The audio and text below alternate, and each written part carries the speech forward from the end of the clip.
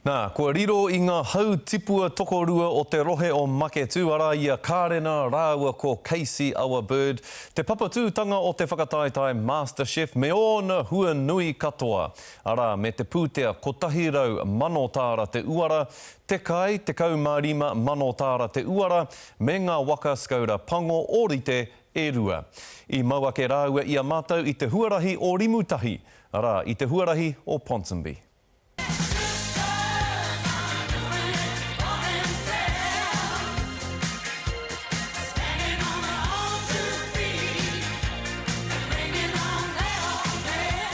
Congratulations. Thanks, well done. Well done. Congratulations. Thank you. This sister act has them coming out of the kitchen. Is it good? Okay, cool. From the anonymity of Maketu to every foodie's favourite. Well done you. I think that our dreams are so big, it's hard to even fathom them at the moment. You know, like people are like, oh, restaurant in Maketu, like, or what about a restaurant in Australia, France, you know, London? I think we still have a lot of learning to do, so we really want to travel, we really want to travel our own country as well, because we haven't actually seen that much of it.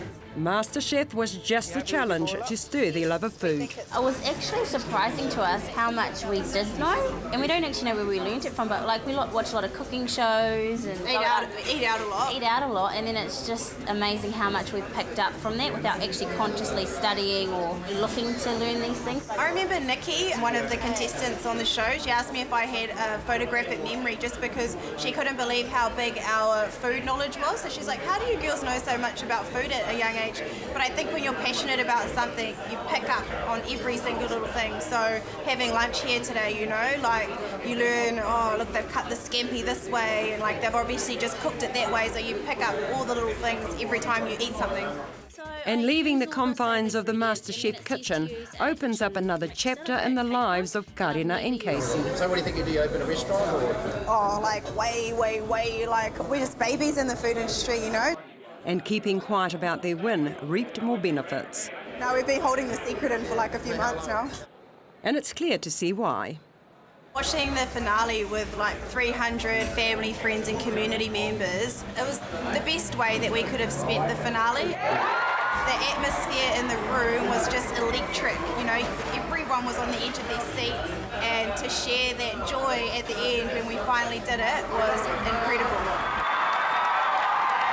There were kaumatua that were there when I was at primary school, talking about how they remember us growing up and knew our grandparents, so the whole evening just had so much meaning behind it for everybody. It's just been such an amazing time for our family. We've like reconnected with extended whānau that we haven't heard from in a while, so it's just been all in all really positive. Not only for whānau, but for the fusion of different cultures. Like most people know that we are Māori, but then we have a few people like on our Facebook page going, go the Cook Islanders, and yeah, I think we're like, you know, Filipino or some kind of like Southeast Asian people, but I think that's what's so great about food. It's like in every culture, no matter what it is, food is pretty much the centre of it. It's such a great way to just relate to everybody, and you don't need to be able to speak the language to understand how something tastes, I think, so it's a great way to relate to something. Dad, once a non-believer in the values of cooking, now a believer. he has done a total 360. 180, 360 makes sure you get to the start. I mean 180. He's our number one supporter. It was his idea to go down to the Marae and do it with the community, so he put it all on for everybody, and he's just so excited for us, and I think he knows that this is what we should be doing. So I think more than anything, he always tells us there isn't a better feeling than seeing your children doing something that they love and being successful in it. Their love affair with cooking means their own cookbook, and are encouraged by cooking series like Kaora and Annie Thorpe. I watch it all the time. I liked all her take on Māori kai, and she'd always do like a healthy spin on it. And we have a cookbook at home. Yeah. Snuck a few ideas from her. Yeah, we definitely identify with her and her style of cooking as well. I think that's what cooking is about. It's about like feeding the people you love, and it's caring for them. And that's what cooking on a marae is all about. And I think we kind of take that wherever we cook. I think that's what the judges picked up a lot from our dishes, is that even though they're all different, there was a certain wairua about them, you know, and they'd say that we owned the dishes. We didn't just make up dishes for the sake of it, you know, they actually meant something to us, and that comes a lot from how we're brought up, our culture, you know, community, everything. Yeah, everything has a story and everything has a reason, and that's what we try to do to each dish we had. Everything had a reason for why it was there, or, you know, how it came to be. While Karena wears her heart on her sleeve, When I'm happy, I'm really happy. When I'm sad, I'm really sad, and I can't really hide it. So I'm just myself. I'm like that at home too.